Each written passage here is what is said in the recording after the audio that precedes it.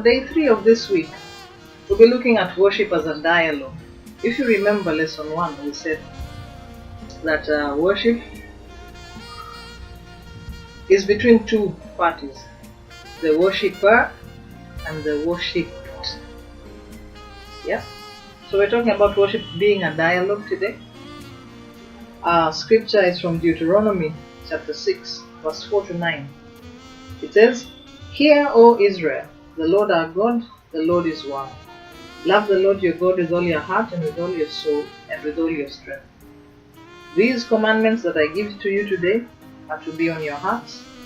Impress them on your children. Talk about them when you sit at home and when you walk along the road, when you lie down and when you get up.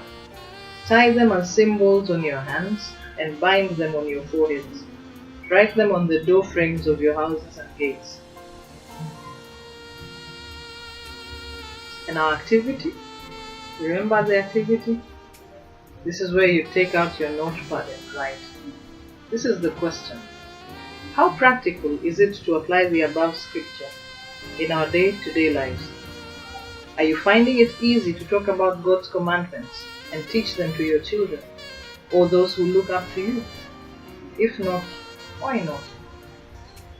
Yeah, so you write down your answers and your thoughts. Okay? One of the roles of worship is to exalt God so that we begin to see God for who He is. Once we begin to focus on exalting God in our worship and exalting God in our worship services as individual persons, those around us will get the drift. Worship is a dialogue. It involves revelation and response. In Isaiah chapter 6, verse 1 and to 4, we read the account of the prophet Isaiah and how he saw the Lord. It is a very elaborate account and details what Isaiah's response to the revelation of God's holiness was. You know the chapter. It says, "In the year that King Uzziah died, I saw the Lord high and lifted up, and the train of his robe filled the temple." And he talks about how I said to myself, Isaiah says, "Woe is me, for I am undone, for I am a man of unclean lips. I dwell in the midst of a people of unclean lips, and my eyes have seen the King." You know? It's a very elaborate account. And it shows there what Isaiah's response was to the revelation of God. You know, he saw the Lord. That's a revelation of God. We're talking about worship involving revelation. I saw the Lord. And response. What was Isaiah's response? He said, "I am a sinner."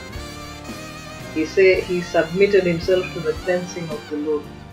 Yeah? After that, he said to the Lord, "Here am I, send me." You know? So looking at worship, this is what we're saying. When we see the Lord, we see Him in His Word, we see Him in His creation, we see Him in our interactions with other people. When we see Him, how do we respond? How we respond is worship. If we respond like Isaiah, we acknowledge that He is great, we are small. We acknowledge that He is God, we are not. He cleanses us. You see, like He did with Isaiah, and then He commissioned Isaiah and He sent him to proclaim His message. So there's two ways we can respond to God. We can respond like Isaiah. We can respond also like the tax collector in the parable of the Pharisee and the tax collector. But we can also respond a different way. We're getting to that now. In another different incident, in 2 Chronicles chapter 26, verses 16 to 21, we read of King Uzziah. Now this is funny because Isaiah 6 talks about the year that King Uzziah died. Now we're reading about King Uzziah's response to the revelation of God. We read of King Uzziah, who against the advice of the prophets went to offer incense in the Lord's temple. Uzziah got angry when confronted with the truth as opposed to being repentant. This was as a result of pride. Pride has no place in worship.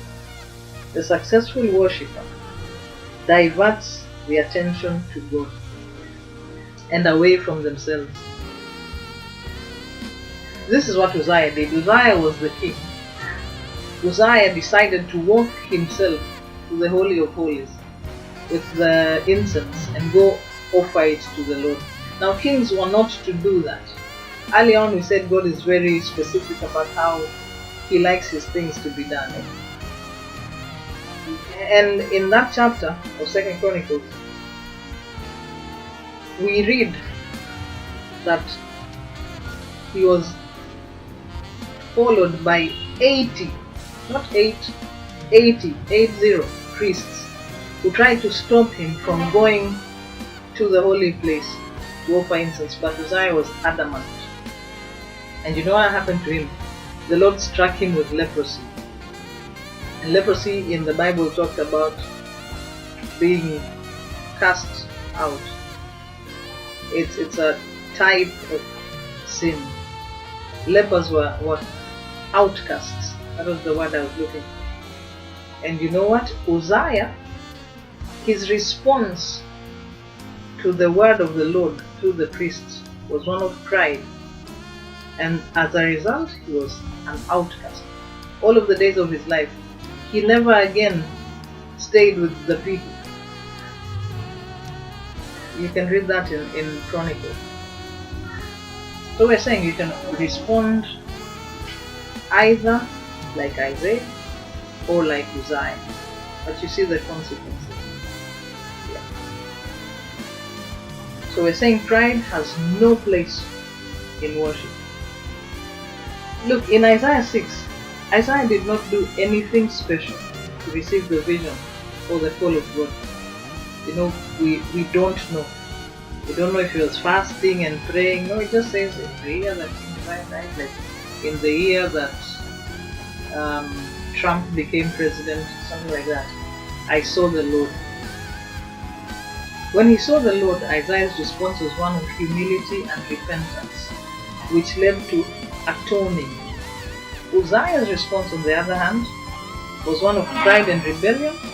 It led him to be an outcast.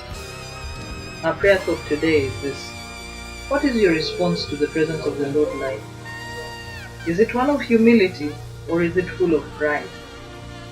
Pray that the Lord will help you to respond to Him in humility and brokenness whenever you come into His presence. And our memory verse comes from Matthew 22:37. Jesus replied, "Love the Lord your God with all your heart and with all your soul and with all your mind." Alright. And Heavenly Father, we pray that you teach us to respond to you in a way that pleases you, so that, Lord, we would continue to know you and to worship you in spirit. In Jesus' name we pray. Amen.